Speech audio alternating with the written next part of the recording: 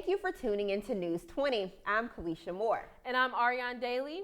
A Tallahassee police car crashed into Serenity Coffee and Kava Bar in Railroad Square late Wednesday night. According to a spokesperson for the Tallahassee Police Department, the crash occurred around 10 p.m.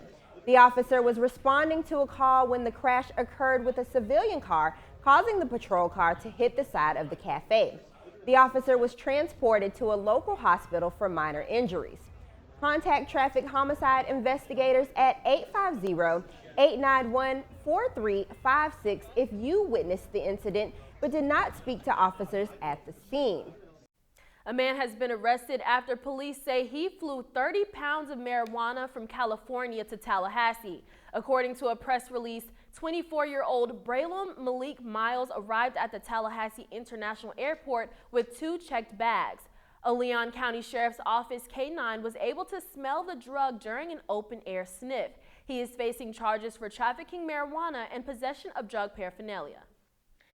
A law passed to protect the names of victims are now being used to protect police officers. Our reporter Quintavia McKay is live in the studio to explain. Thank you, Kalisha. As our nation struggles with police brutality, a USA Today article reports law enforcement agencies in Florida are using Marsy's Law to protect officers who use excessive force. Marsy's Law protects the name of crime victims and family members from harassment by their attackers. That is all I have. Back to you ladies at the desk. You've likely seen it, cars rushing around stopped school buses. Well, with the new year will come stricter fines as the state of Florida prepares to crack down on careless drivers who illegally pass school buses. Here's Kalisha Moore with the story. Passing school buses with flashing lights and extended stop arms will soon come with a hefty fine as committee substitute House Bill 37 passed unanimously in March. Vondella Davis, a bus driver for Leon County Schools, says increasing the fine makes sense. I see it every day, and they just run the red lights or the stop arm without even thinking about the kids. The bill increases the minimum fine for failure to stop by $100, also raising the maximum fine from $200 to $400. Those with a subsequent offense within 5 years will be handing over their driver's license for at least 1 year. State Representative Emily Schlossberg says lawmakers are sending a message. And we're sending a message to all drivers out there that we are taking this seriously, that if you are going to pass a school bus, you're going to have to pay. In a single day in Leon County, about 183 cars illegally pass a school bus, according to a survey for the Florida Department of Education. Parents like Latasha Tanner hope the hit to drivers' pockets keep her children and other children safe. The fact that my children do ride the bus, hopefully the people that are supposed to be waiting patiently when they're getting off the bus or around the bus, that they'll think a little bit more about it because it's going to financially impact them. Florida legislative representatives and Governor Ron DeSantis are hoping this bill will press the brakes on illegal bus passing. Reporting in Tallahassee, Kalisha Moore, FAMU TV 20. The Florida Department of Highway Safety and Motor Vehicles says more than 4,000 traffic citations were given out in 2019 for illegal passing of a school bus. Governor DeSantis signed the bill over the summer and it will take effect January 1st, 2021. In light of the spooky season, Florida State University alumni will release their very own feature film across video-on-demand platforms. The indie film Darkness in Tenement 45 has won awards for Best Feature Film at festivals as well as Best Screenplay and much more. The film is set to release on Election Day, November 3rd. Welcome back. I'm Kalisha Moore. Philadelphia City Council passes a bill to ban tear gas, pepper spray, and rubber bullets during protests. After the death of Walter Wallace Jr., protests break out as a cry for accountability from the police officers. The City Council made the decision earlier this week after months of hearings for the less lethal munitions. The bill now has to be approved by Philadelphia Mayor Jim Kenney. Good news, it looks like the economy could be making a comeback. That's right. Unemployment claims have gone down since the last report's release. We have Adriana Alexander reporting live from the Convergence with the details. Thank you, Kalisha. Jobless claims have gone down by 40,000 in the last report before the presidential election. The Department of Labor says some 751,000 Americans filed for first-time unemployment benefits last week, which is more than the last week. Unemployment claims have been going down in recent months, yet they're still higher than before the global pandemic, so we do still have a long way to go. Live in the Multimedia Newsroom, I'm Adriana Alexander. As COVID-19 cases continue to rise, health experts say adults and children have been dealing with strong emotions like fear, anxiety, and depression.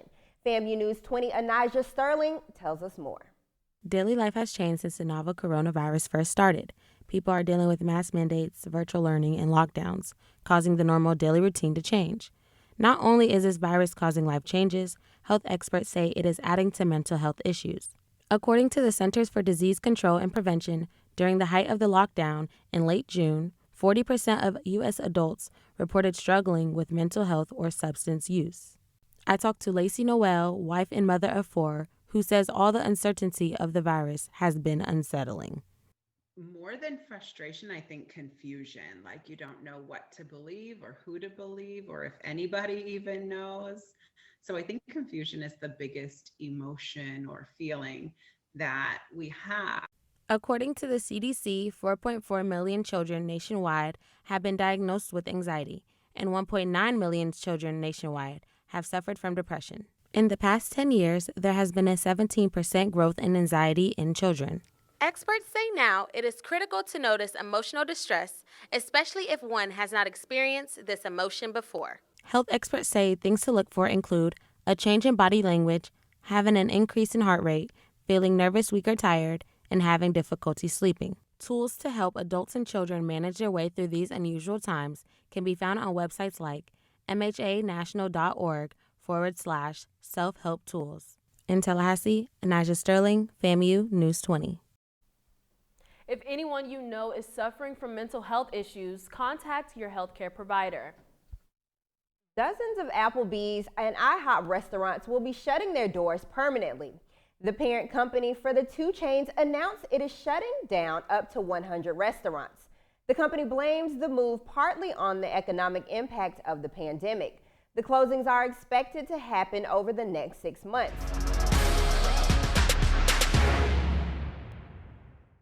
Welcome back. I'm Marissa Stubbs. Let's get into your sports for today.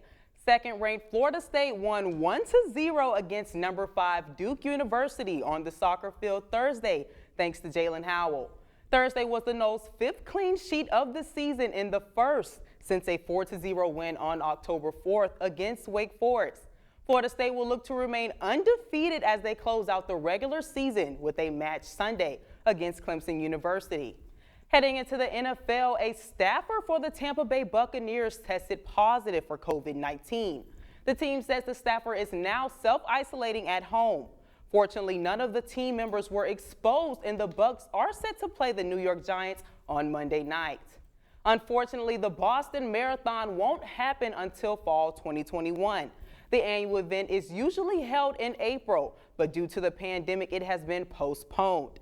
The organizers say the exact date will be announced by the end of this year, but the event will be replaced with a 10-day virtual experience.